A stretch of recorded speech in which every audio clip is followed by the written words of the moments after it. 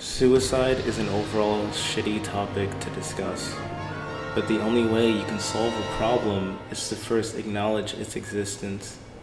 Men need help now more than ever, yet very few people seem to give a fuck. Boys are struggling in school, given medications before they even develop to, quote, ease them up, and are basically neutered for 12 years while they go through the public school system that has slowly been removing more and more competitive aspects from their curriculum so that everyone feels like a winner. What those morons don't understand is that when everyone is a winner, nobody is a winner. The only reason why being a winner holds value is because it's exclusive.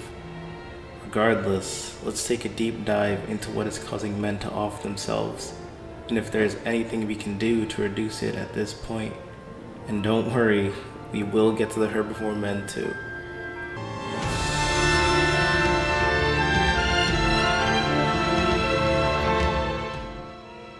Now, we can't understand this problem without first examining what it is that drives men to survive, because most people have an innate will to live imparted on them by their biology. For women, that basically entails two things: resources and reproduction. If you can understand that, you can predict their behavior almost flawlessly. As for men, it's significantly more complicated, because men are able to subvert their primal urges far more easily than women. A man can delay instant gratification, which is reflected in the veritable abyss that exists between the debt held by men versus that held by women. Feminists like to claim that this is due to the wage gap, but don't be fooled. It is something completely of women's making, and has no bearings to their wages or their, quote, oppression. The same can be seen in the MGTOW community.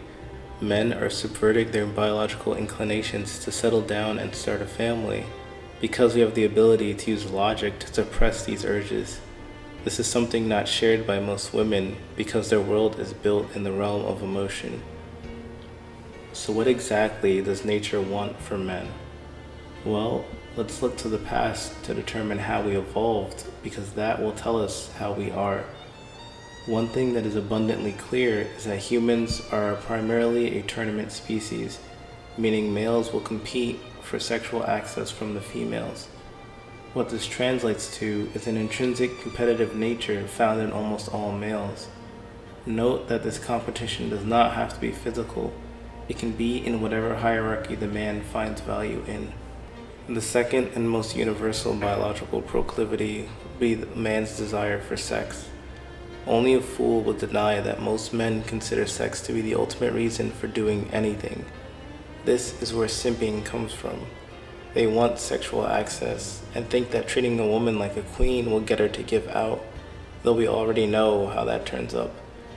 Thirdly, all humans, men and women included, desire social interaction. Although women evolved this desire even stronger due to their reliance on the tribe, men still need some sort of positive social interaction.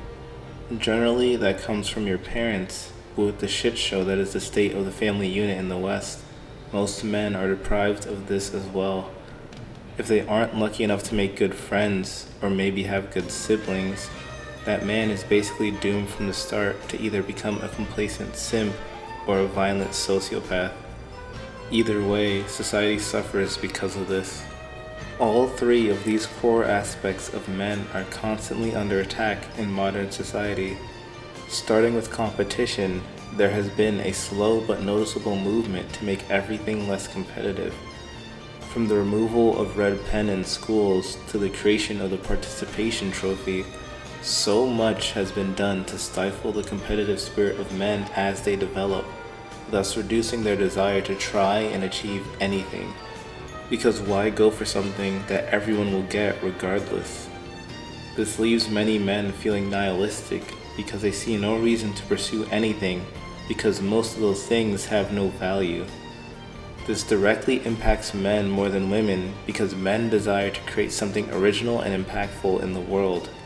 However, in order to do that, you need to be able to compete against others who are trying to do the same, because resources are limited, so only one man can get the highest position. In the real world, there are no participation trophies to soothe his fall, and he immediately plunges further into despair because he seemingly has no way to fulfill his desire to bring about substantial change in the world. In comes the video games, which many men grow insanely addicted to. Why? Because it is the only domain in which they feel they can actually produce something of value with their efforts. Moving on to sex, this is the only thing society has managed to keep intact over the years, even going so far as to double down on it to make women virtually useless to men outside of sex. However, they sabotaged men's ability to obtain sex, therefore making it a carrot on a stick that men can never reach. You see, by promoting a free-for-all reproductive society, and humans being a tournament species, you would naturally see few men getting all the sexual access, while the rest get little to nothing. Therefore, despite society promoting sex, it has actually resulted in less men having sexual access. This is the second nail in the coffin for most guys, since they deeply desire female validation. Most men will literally die to get women to notice them, and it's actually insane.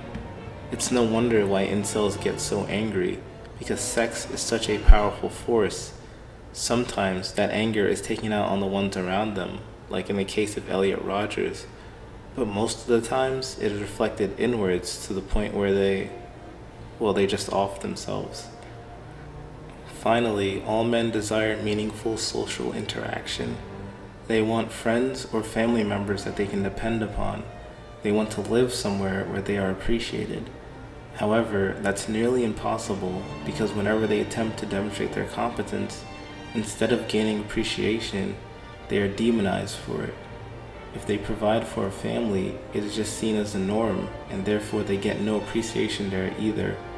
Even worse, if they get taken to divorce court, none of it matters. All the years of sacrifice immediately go down the drain as he is taken for everything he has. This drives men to suicide in droves because they basically lose years of work overnight. Not only that, but should they survive, they continually have to pay for their wives, while sometimes not even having enough money to be financially independent anymore. If he chooses not to get married, then he's just shamed into oblivion because he isn't providing for a family, which means he has no value in society's eyes. It's a lose-lose game where he can never get any appreciation for anything he does, whether that be at work or at home. With all these factors, is it any surprise that men are opting out, both literally and metaphorically? One need not look further than Japan to see the absolute state of society. Around 65% of adult-aged men in Japan are considered herbivore men, which basically means they have no direct desire for intimate relationships with the other half. Now, this does not mean that they won't accept an easy lay if it falls in their lap, but they won't bother trying to pursue women because they aren't driven by their sexual urges. Does that sound familiar? That's basically what MGTOW is, though with an Eastern spin on it, because the East is more in tune with their primal urges than us Westerners, so they choose to define it by the urge, but it's basically the same thing. If they aren't chasing women, then you can rest assured that they aren't getting married or even cohabitating. Experts have their reasons for this, but they fail to ever hold the other side accountable. They never consider that maybe women just aren't worth the pursuit anymore. They instead keep all the blame on men, which isn't surprising in the least. What I find especially fascinating are the hikikomori, which are basically the evolved forms of the herbivore men. These are men who refuse to interact with society entirely. They will literally stay indoors for more than 6 months at a time, only venturing out to obtain groceries or other necessities. After thinking about it a bit more, it isn't too surprising, is it? I mean, what do you expect from men to do when they get shit on from all sides in society? Why on earth would they bother partaking in a system that hates on them for existing? The women don't care about them as people. The men they befriend would discard them in a second if it meant they can get some sex. So there is no reason to interact with anyone. Now, I wouldn't judge these men if they were truly happy living this lifestyle. But as we discussed earlier, they are denying themselves the essential pieces of a fulfilling existence. This is clearly reflected in their male suicide rates. As of 2016, Japan was sitting at a gross suicide rate of 20.5 per 100,000, which was relatively close to the US's rate of 21.2 per 100,000. Surprisingly, these are considered low relatively speaking, and somehow Russia has the highest male suicide rate at a whopping 48.3 per 100,000, more than the US and Japan combined. Though they do try to justify this by saying that the heavy alcohol use may lead to many accidental suicides, so perhaps it isn't a cultural issue, but that's a topic for another video. The major takeaways from this video are as follows.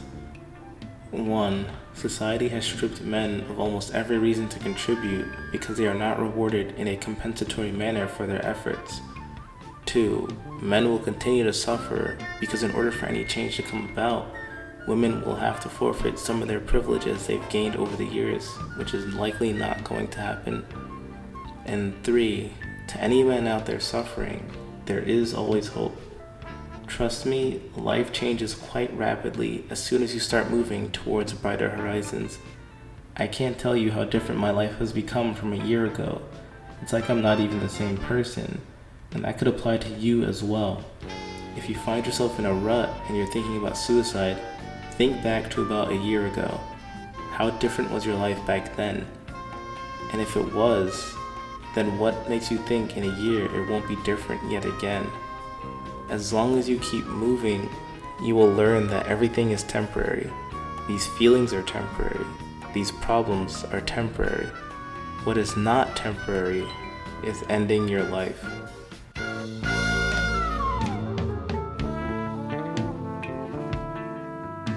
Thanks for watching this video. I'm gonna do something a bit different and leave my email in the description for anyone who's having malicious thoughts to reach out and talk. It may seem like society at large doesn't care about you, but that doesn't mean that there aren't individuals out there who only wish the best for you. But yeah, like and subscribe for more content like this, and as always, stay prosperous.